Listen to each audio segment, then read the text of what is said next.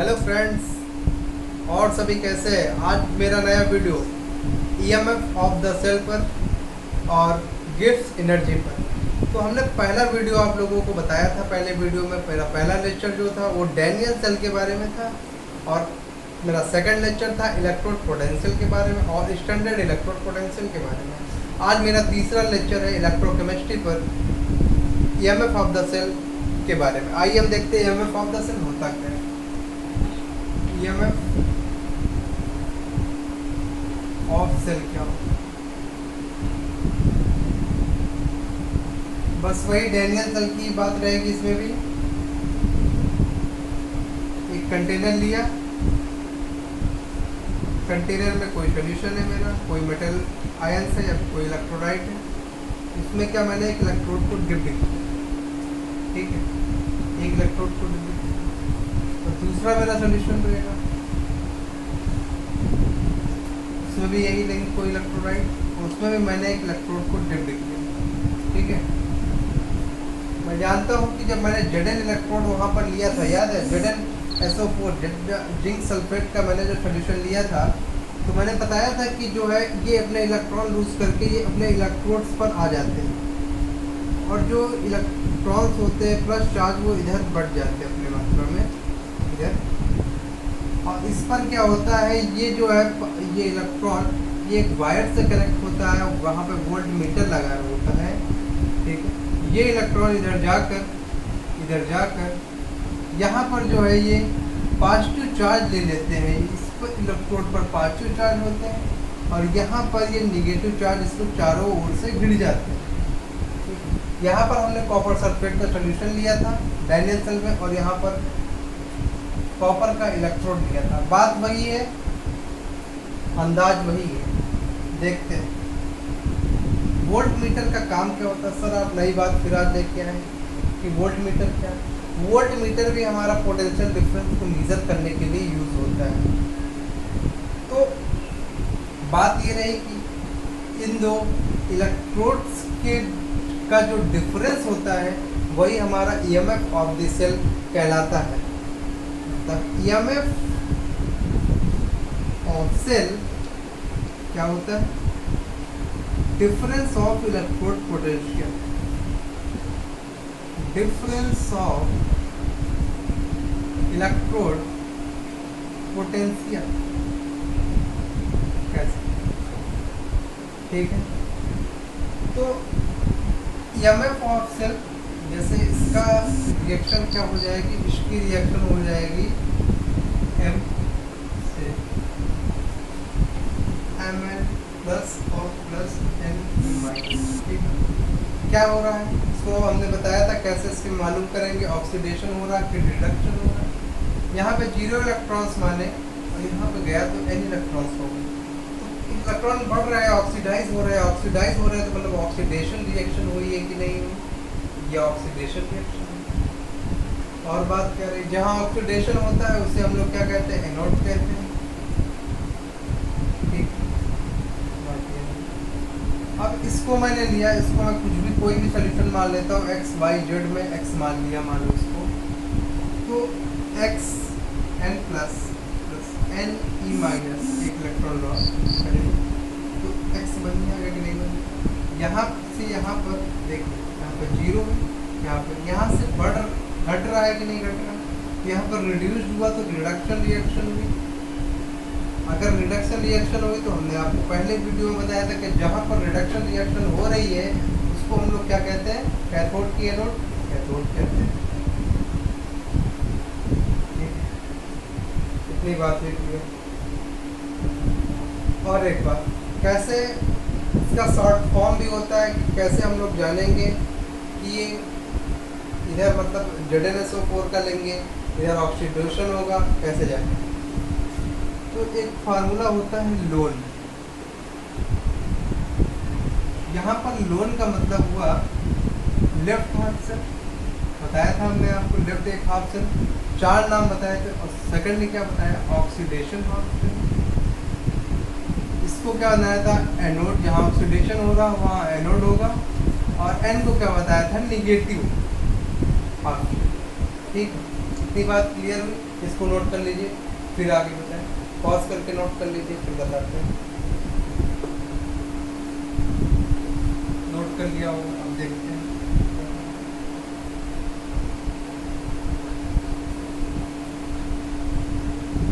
इसका पोटेंशियल कैसे निकालें? ईएमएफ ऑफ सेल क्या हो?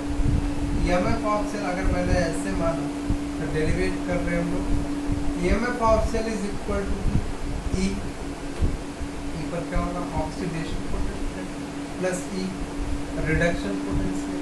ठीक है, हमने कल के वीडियो में देखा, जो मेरा सेकंड लेक्चर था, उसमें हमने देखा कि कोई भी ओपी या फिर कह सकते हैं रिडक्शन पोटेंशियल किसके इक्वल होगा? Negative sign of oxidation potential. It means ERP is equal to the negative sign of EOP oxidation potential के इक्वल, पर नेगेटिव साइन के साथ होगा। तो यहाँ पर क्या हो जाएगा? यहाँ पर हो जाएगा EMF of cell is equal to the negative sign of ERP और प्लस ERP। ये किसका था? ये हमारा था किस पे? कैथोड, सॉरी ये हमारा एनोड पे था, तो ये हमारा कैथोड पे था। तो मतलब क्या हुआ यहाँ पर? यहाँ पर एनोड हुआ, ये हमारा कैथोड हुआ। तो इसको लिखेंगे कैसे? EMF of cell is equal to the ERP of cathode and this minus ERP of anode. Okay, यहीं से डेरिवेशन पूरा निकलता है। नोट कर लीजिए, फिर बताया आगे।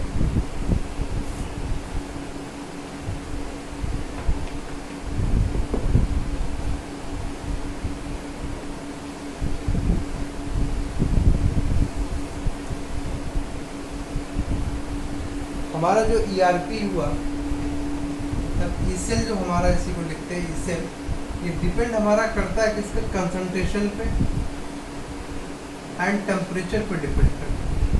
ठीक है, ई सेल अगर जो डिपेंड कर रहा है टेम्परेचर और कंसंट्रेशन, इसको हम डिफाइन कैसे करेंगे? इसको हमारे अगले वीडियो नस्ट इक्वेशन में इसको हम बताएंगे। किसमें? नस्ट इक्वेशन में।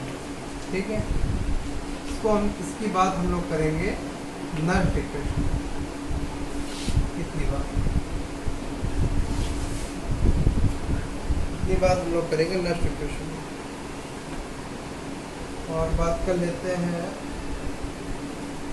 ई नॉट अगर हम ले रहे हैं standard EMF of this cell अगर ले रहे हैं, या स्टैंडर्ड EMF वहाँ पे स्टैंडर्ड इलेक्ट्रोड पोटेंशियल वहाँ पर इसी प्रकार यहीं पर भी है।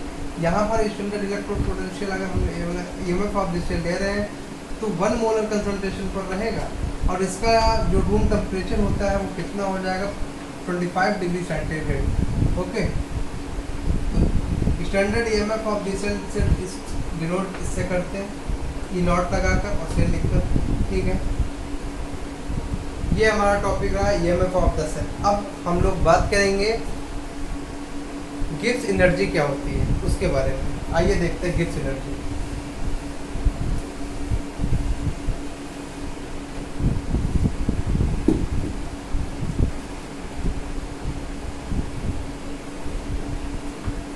गिब्स एनर्जी को हम लोग कहते हैं फिजिबिलिटी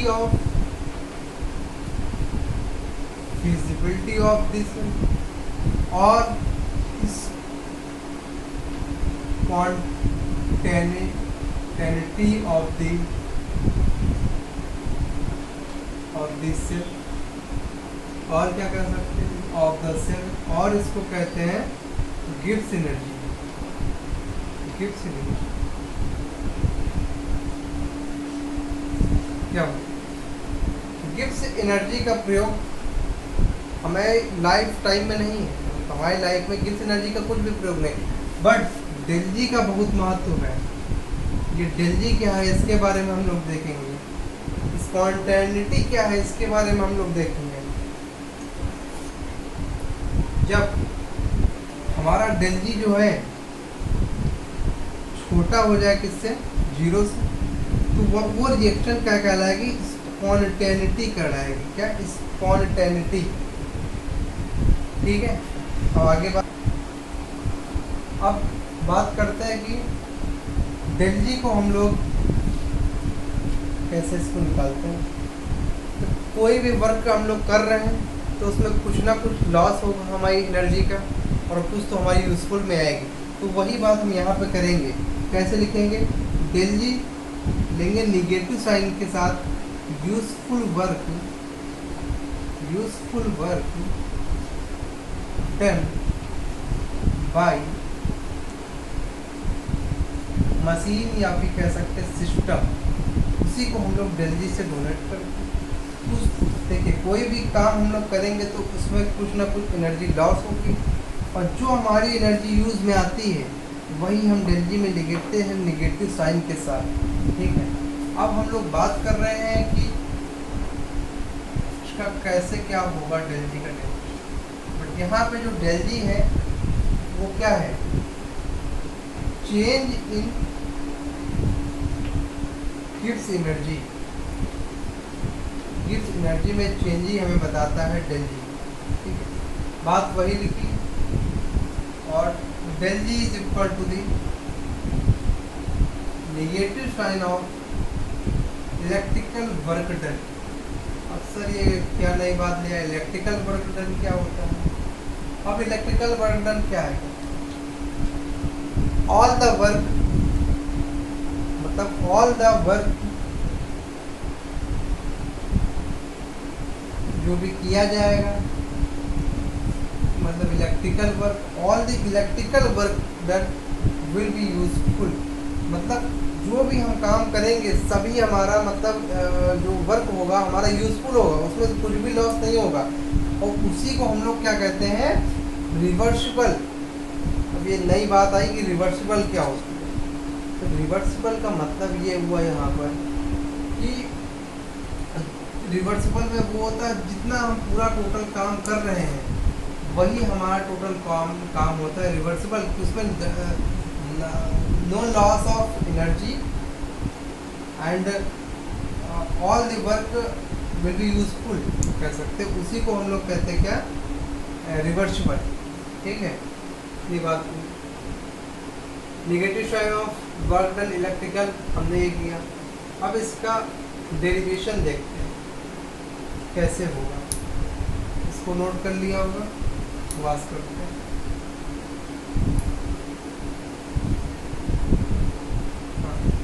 हमने देखा था del G is equal to the minus electrical work done, electrical, ठीक है। तो एक हम लोग जानते हैं पोटेंशियल क्या होता है, किसी चीज़ का पोटेंशियल का फार्मूला जो होता है हमारा, कितना potential difference, del V is equal to the W by Q, होता है कि नहीं होता। और यहाँ पर डब्ल्यू क्या होता है, W is equal to the del V into Q. ठीक है, ये बात क्लियर हुई। अब बात करते हैं कि यहाँ पे क्यू कैसे निकालेंगे, यही बात कर लेते हैं। Q is equal to the क्या होता है, नंबर ऑफ इलेक्ट्रॉन्स,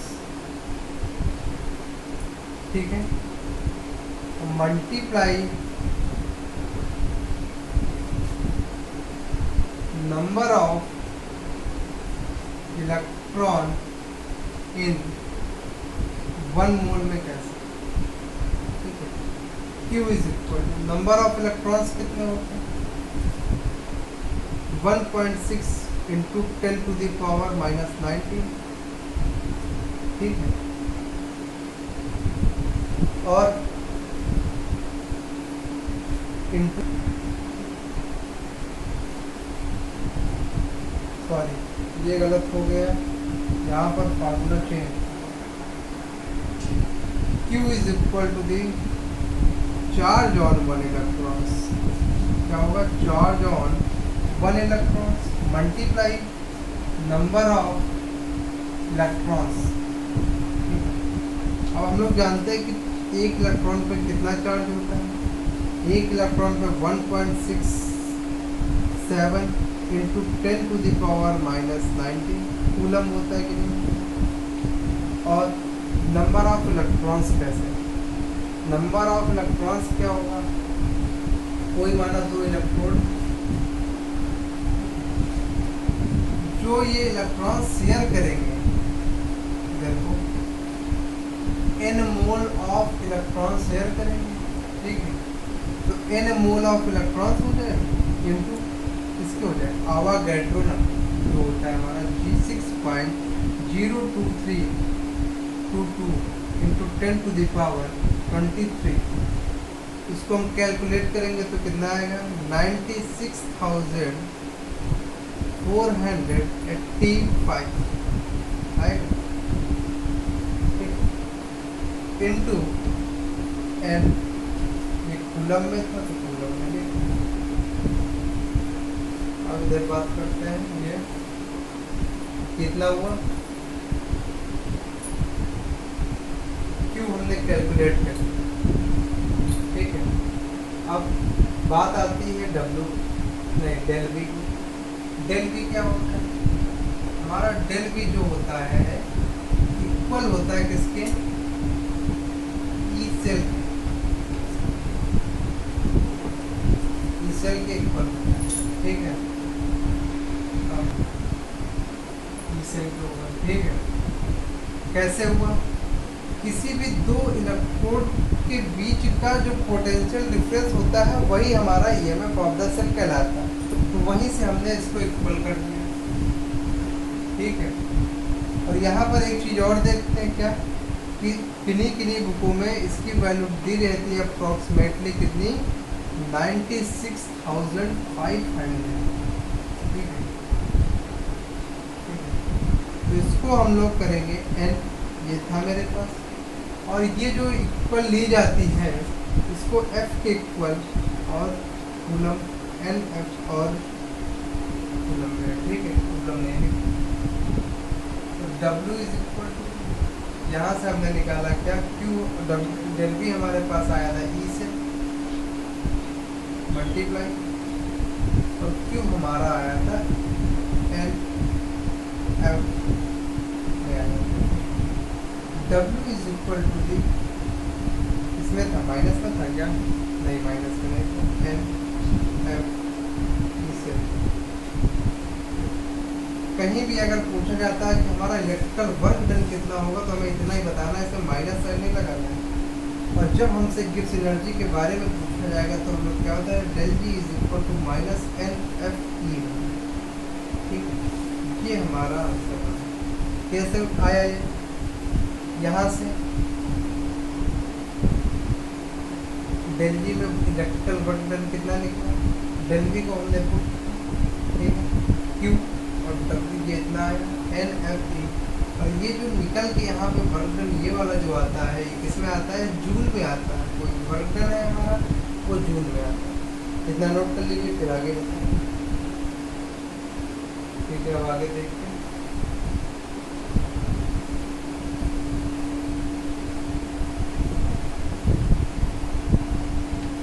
अगर हमारा डेल जी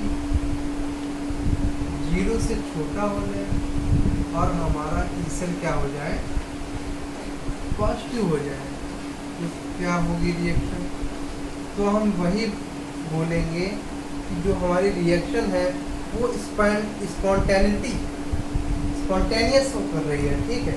अगर हमारा ई सेल जो है ग्रेटर देन 0 हो जाए तभी भी हम क्या कह देंगे, स्पॉन्टेनिटी, ठीक है, तभी भी हमारी रिएक्शन स्पॉन्टेनिटी। अगर हमें बहुत जगह स्टैंडर्ड चीज़ों में हम पढ़ रहे हैं तो स्टैंडर्ड में पूछा जाता है डेल जी नॉट, ठीक है, n F E naught of cell. कोई भी न्यूमेरिकल अगर सॉल्व करेंगे तो ऐसे ही सॉल्व नॉट ऑफ सेल। ये हमने पिछले वीडियो में आपको बताया था कैसे ये सब होगा, नॉट लगाने पर हमारे स्टैंडर्ड में वो चीज़ें हो जाती, बस और कोई इसमें चेंजेस नहीं होते, बस इतनी बात। अब हम लोग एक न्यूमेरिकल पे बात करते हैं। न्यूमेरिकल हमारा क्या है, आइए देखते हैं।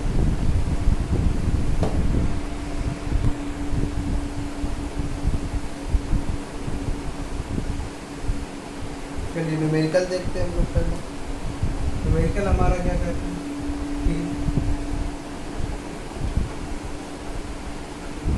कि स्टैंडर्ड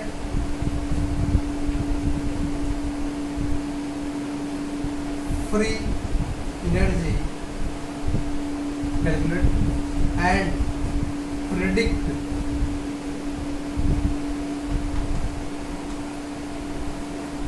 फीजिबिलिटी, वही गैस एनर्जी जो हमने बताया था, फीजिबिलिटी ऑफ सेल दिया हुआ है हमारे पास नोटेशन क्या, Zn से Zn +2, स्टैंडर्ड में है तो 1 मोलर कंसंट्रेशन पर होगा, ठीक। फिर हमने पास दिया हुआ क्या है, Cu 2 + 1 मोलर कंसंट्रेशन पर दिया। अब हमें कुछ इसकी वैल्यूज दी हुई है, क्या दी हुई है, E0 हमें दिया हुआ है इसका Zn +2, Zn is equal to the -0.76 volt, ठीक है। और हमारे पास Cu का भी दिया हुआ, E0 ऑफ Cu से 2 प्लस और Cu ये दिया हुआ प्लस का 0.34, और हमारे पास एक वैल्यू और दी हुई क्या, 1 faraday is equal to the 96,500, ठीक। अब बताना है कि इसमें फिजिबिलिटी स्टैंडर्ड मतलब प्रिडिक्ट करनी है, तो हम लोग देखेंगे कि जानते क्या है फार्मूला, कि del E0 is equal to the -NF E0 of cell.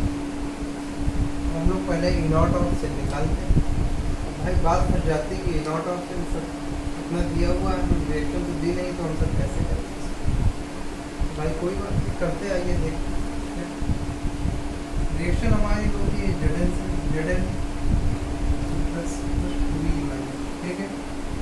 और एक रिएक्शन हमारे पास होती है Cu 2 + 2E-, यहाँ पर बनता है हमारा कितना, Cu।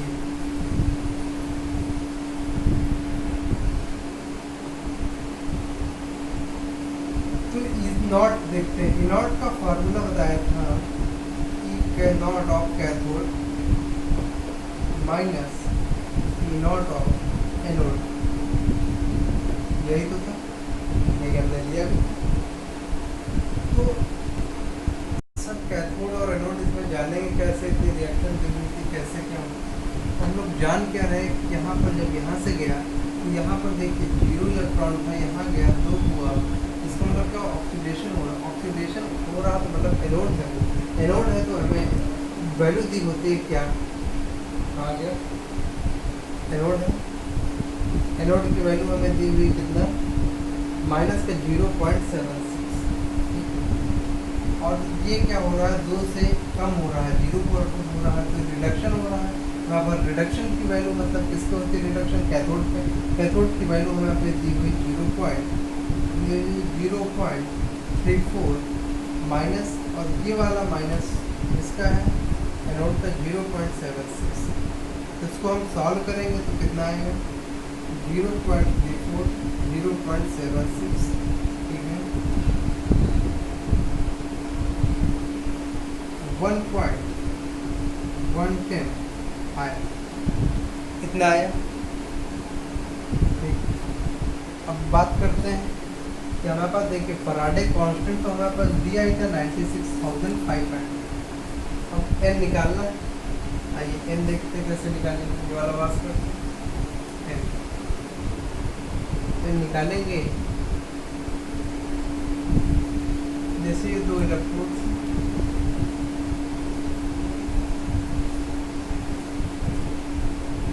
इलेक्ट्रोड्स ना लेके हम रिएक्शन डायरेक्टली लेते हैं, यही वाली रिएक्शन लेते हैं।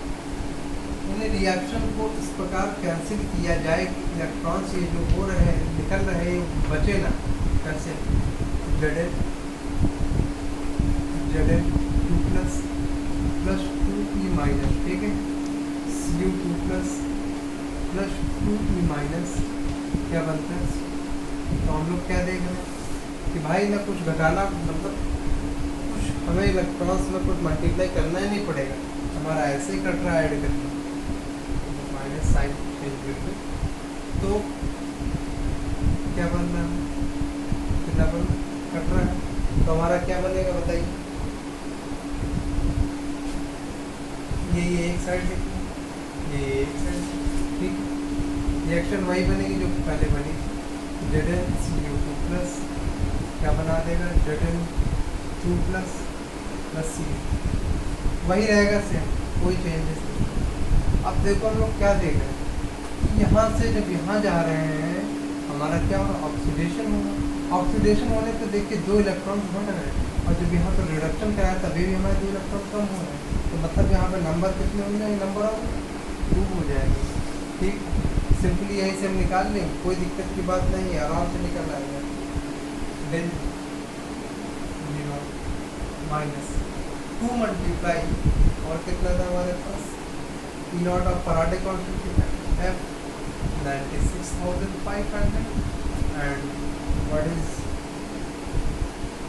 इसे ई नॉट से, तो ई नॉट से हमारे पास दिया हुआ था 1.10। तो जो सॉल्व करके आंसर आएगा वही हमारा आंसर होगा, ठीक है, वही हमारा आंसर होगा।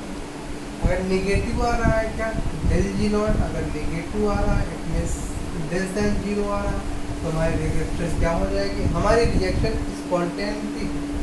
स्पॉन्टेनियस हो जाएगी, वही रिएक्शन वही इसमें पूछा गया था। बस इतनी सी बातें बताइए, और भी न्यूमेरिकल्स हम लोग सॉल्व करेंगे, हम जल्दी उस पर न्यूमेरिकल्स पे वीडियो बनाकर भेजेंगे। ठीक, okay, thank you, best of.